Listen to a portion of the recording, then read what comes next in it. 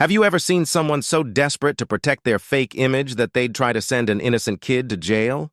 In the peaceful suburban neighborhood of Silver Oaks, everyone knew Karen as the self-proclaimed HOA queen.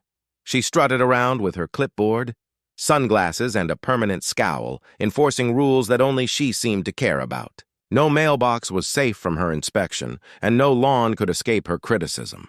But beneath her polished exterior and fake politeness was a woman terrified of losing control. And when that fear turned into panic, she crossed every moral line imaginable.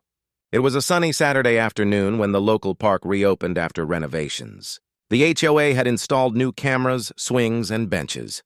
Families gathered, kids played tag, and the air smelled of barbecues and fresh-cut grass. Karen sat on a bench, pretending to read emails but secretly watching everyone, ready to lecture anyone who violated her sacred HOA handbook. Across the park sat Jake, a 12-year-old boy with curly brown hair and a spark of curiosity that often got him into harmless trouble. He was flying a bright blue kite while his mom watched from a nearby picnic table. As the wind picked up, Jake's kite soared higher until it suddenly dove down, landing right near Karen's feet. He ran over, laughing, apologizing as he reached for the string. But what Jake didn't know was that Karen's phone, resting beside her purse, had been recording a private conversation, one that could destroy her reputation. On the screen, her voice was clearly heard arranging a bribe with a contractor to approve his property extension, something strictly against HOA policy. When Karen saw Jake's hand near her phone, panic flared in her eyes. She snatched it up, shouting, "Hey! You're stealing my phone!" The entire park turned to look. Jake froze, his small hands raised in confusion.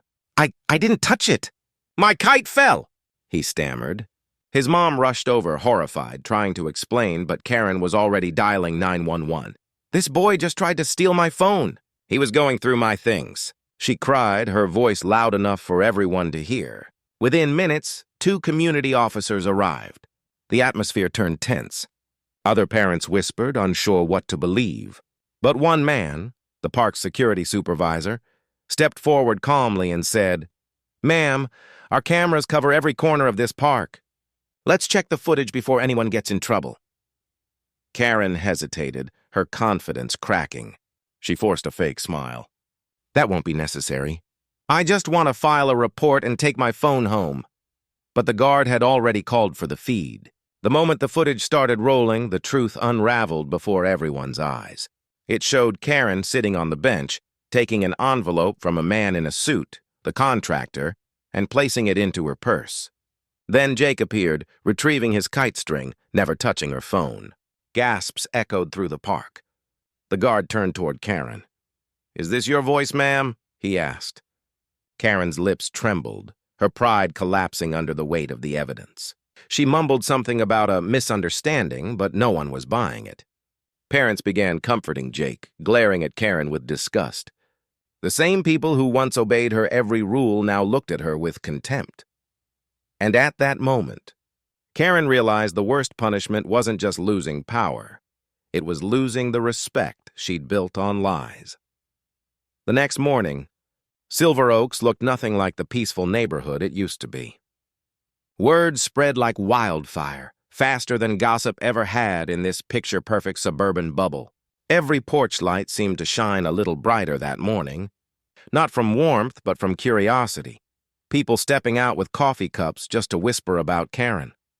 The once feared HOA queen, the woman who fined people for leaving their garbage cans out for 5 extra minutes, was now the face of disgrace. Her arrest video from the park had gone viral overnight, viewed millions of times across social media. The headline on the local news read, "HOA chairwoman Karen Davis caught on camera taking bribe, framing 12-year-old boy." In the clip, her desperate face froze mid-denial as the security guard played the footage, and Jake's terrified expression became the symbol of truth prevailing over arrogance. Karen hadn't left her house since that moment. Her shutters were closed, her phone wouldn't stop buzzing, and reporters were camped outside her driveway.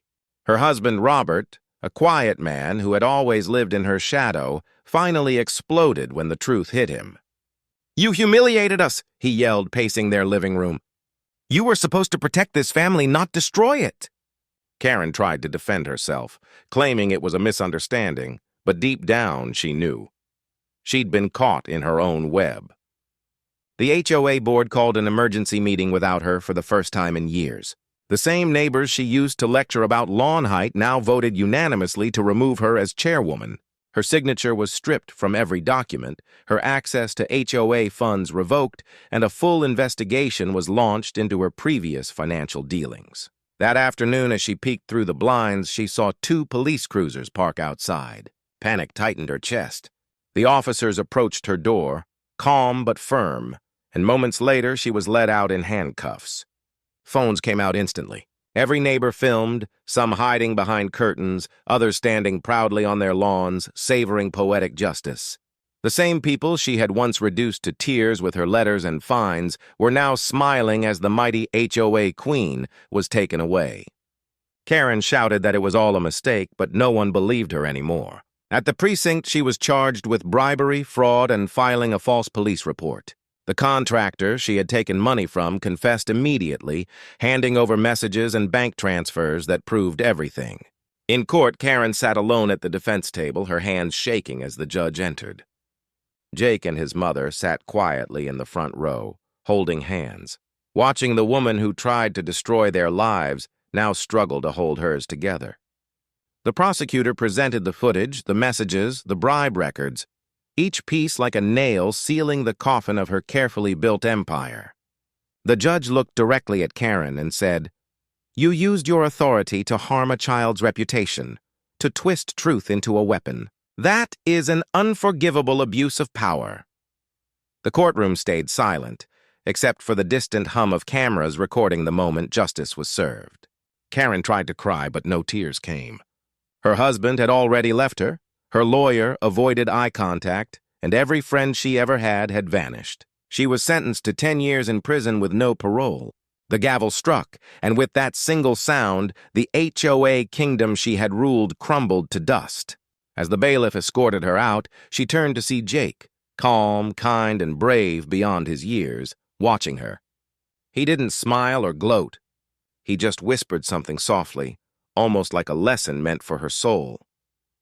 "You tried to break my kite, but the wind was always on my side." Months passed. Silver Oaks began to heal. The new HOA board removed Karen's absurd rules and opened the park for community events. That same park where it all began became the heart of the neighborhood once more. On a bright Sunday afternoon, Jake and his mom attended a community picnic organized by the new board. There were balloons, music, barbecue grills, and laughter everywhere. Jake flew his same blue kite, now patched and stronger than before, with the words, "Truth flies high," painted across it. Neighbors who once feared Karen's judgment now chatted freely, sharing food and stories instead of complaints. When local reporters asked Jake about what happened months ago, he smiled shyly and said, "Sometimes adults forget that doing the right thing is easier than pretending to be right."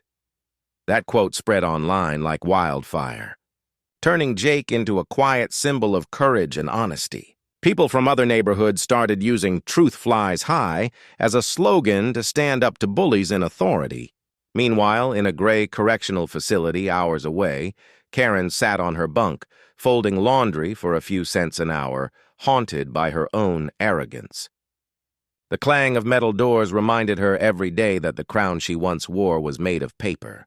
She replayed that afternoon at the park endlessly in her mind. The laughter of children.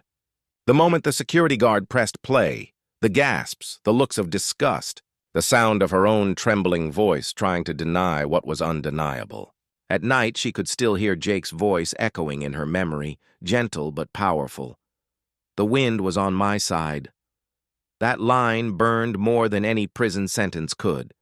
For the first time in her life, Karen understood what power truly meant. Not control, not fear, but truth. And she had lost it forever.